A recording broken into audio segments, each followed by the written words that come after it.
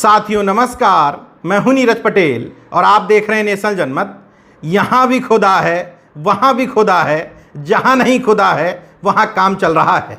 मजाक में कही जाने वाली ये कहावत बुंदेलखंड एक्सप्रेसवे, जिसको प्रधानमंत्री नरेंद्र मोदी और योगी जी की डबल इंजन वाली सरकार ने कहा था कि मजबूती की मिसाल बनेगा, उस एक्सप्रेसवे के लिए ये कहावत बिल्कुल चरितार्थ हो रही है। क्योंकि जालौन से लेकर के इटावा, औरैया से लेकर चित्रकूट, हर जगह खुदा ही खुदा है।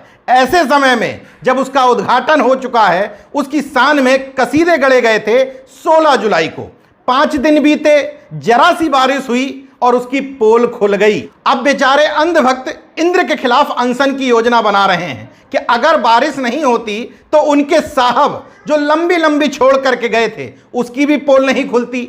अब ऐसे समय में जब एक जगह नहीं बल्कि सैकड़ों जगह एक्सप्रेसवे में कहीं दरार आ गई है, कहीं मिट्टी खिसक गई है, कहीं पुलिया दरक गई है, तो सोशल मीडिया में बुंदेलखंडी लोग अपने ही अंदाज में मजा ले रहे हैं। एक जरा पोस्ट देखिए, वो इतनी लंबी लंबी फेंक गया था, बुंदेलखंड एक्सप्रेसवे मजबूती की मिसाल बनेगा, विश्व स्तरीय प्रोजेक्ट है। ऐसा रोड तो हर साल कैलिया वाला ही डलता रहता है। एक कैलिया जगह है जालौन में। यूपी में गड्ढे वाली सड़क सुनी होगी, लेकिन अब गड्ढे वाला एक्सप्रेसवे सुनकर हैरान हूं। दुनिया में पहली ऐसी घटना है कि उद्घाटन के 5 दिन बाद एक्सप्रेसवे धंस जाए।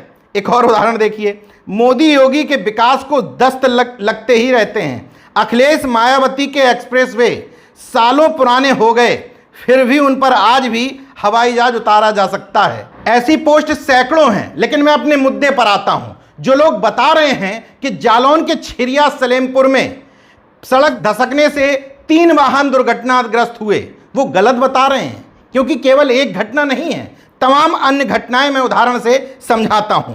सबसे पहले उसी जगह की तस्वीर देखिए जहां की चर्चा हो रही है। जालौन में छिरिया सलेमपुर जगह में 2 फीट चौड़ा, 6 फीट लंबा, 2 फीट गहरा गड्ढा हो गया और उससे 3 वाहन क्षतिग्रस्त हो गए। एक गाड़ी की ये स्थिति देखिए। अब इन गाड़ी वालों को निश्चित तौर पर यूपी डापर यानी कि उसके सीईओ अवनीश अवस्थी और योगी सरकार से इसका मुआवजा लेना चाहिए।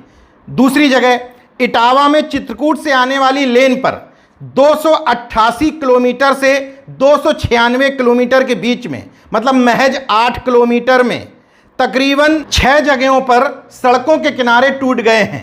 तीसरी जगह बांदा में मवई से लेकर हथौड़ा तक 12 किलोमीटर में 10 जगह सड़क के किनारे की मिट्टी बह गई है, कई जगह मिट्टी धंस गई है।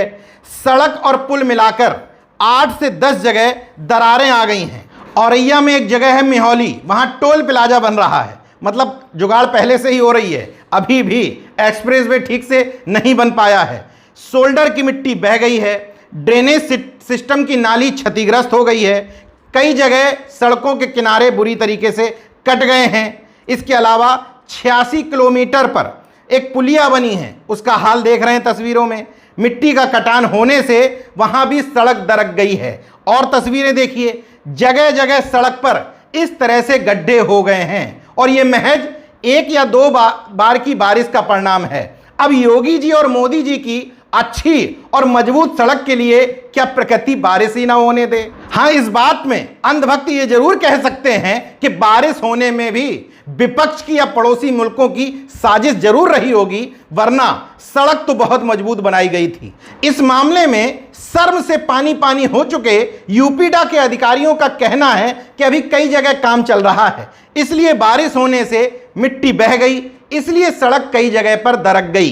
तो सवाल यह है नेशनल जनमत का कि जब अभी एक्सप्रेसवे पर काम चल रहा था तो आनन फानन में उसके उद्घाटन करने की जरूरत ही क्या थी? क्या जरूरत थी कि पूरे बुंदेलखंड में अलग अलग जनप्रतिनिधियों को, अधिकारियों को, प्रधानों को जिम्मेदारी दी जाए कि तुम्हारे गांव के बाहर बस लगा दी गई है, उसमें गांव के लोगों को भूसे की तरह भरो और ला करके वहां बैठा लो, उनसे मोदी मोदी के नारे लगवाओ, तालियां बजाओ और लौट करके प्रचार प्रसार करवाओ कि बहुत शानदार एक्सप्रेसवे बना है। क्या जरूरत थी इस बात की ये कहने की कि 36 महीने में तैयार होना था, मगर हमने तो 28 महीने में ही तैयार कर दिया। लागत ज्यादा लगनी थी, लेकिन हमने महज 14,800 करोड़ रुपए की लागत में तैयार करवा दिया। अरे पैसे ज्यादा ले लेते, समय ज्यादा ले लेते, लेकिन ठीक ढंग से बनवा तो देते। अब आपके इस निर्माण की वजह से तमाम वाहन क्षतिग्रस्त हो रहे हैं, तमाम दुर्घटनाएं हो रही हैं। अभी तक इस एक्सप्रेसवे पे 5 लोगों की मौत हो चुकी है।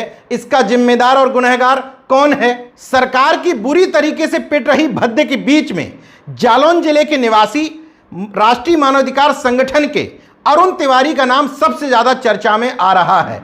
वजह यह है कि अरुण तिवारी इसी एक्सप्रेसवे के भ्रष्टाचार को उजागर करने के मामले में, मानक विहीन कामों की शिकायत करने के मामले में, आरटीआई लगाने के मामले में जेल भेजे जा चुके हैं। हालांकि आरोप यह लगाया गया था कि यह सब जानकारी जुटा करके वो धन उगाही करना चाह रहे थे। अब अरुण तिवारी का कुछ भी मकसद हो, मैं इस बात पे नहीं जाना चाहता, लेकिन अरुण तिवारी इस उद्घाटन से पहले ही प्रधानमंत्री और मुख्यमंत्री जी को बकायदा ईमेल भेज करके, पत्र लिख करके कंप्लेंट कर रहे थे कि मानक विहीन काम हुआ है, काली मिट्टी का अंदर से उपयोग कर दिया गया है, ऊपर से पीली मिट्टी डाली गई है, इसलिए इस बात की आशंका है कि सड़क कई जगह से दरक सकती है।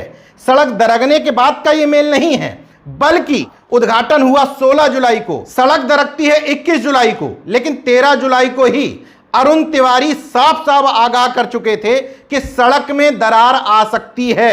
इसलिए क्योंकि 200 mm मिट्टी डालकर पानी का छिड़काव करके रोलिंग करनी चाहिए, लेकिन कंपनी द्वारा ऐसा नहीं किया गया। अरुण तिवारी ने 19 मई को मुख्यमंत्री को भेजे गए शिकायती ईमेल में इस बात का भी जिक्र किया था कि कई किसानों से मानक के विपरीत उनके खेतों से उनकी मर्जी के बिना ज्यादा मिट्टी उठाई जा रही है। बाद में वही किसान खुलकर सामने आ गए। बांदा के कई जगह के किसानों का आरोप था कि उनका एग्रीमेंट था कि उनके खेत से 1 मीटर गहरी मिट्टी खोदी जाएगी, लेकिन 5 मीटर से लेकर के 10 मीटर तक मिट्टी खोदने के बाद पानी तक निकल आया। मतलब कई बीघा जमीन को तालाब में तब्दील कर दिया गया।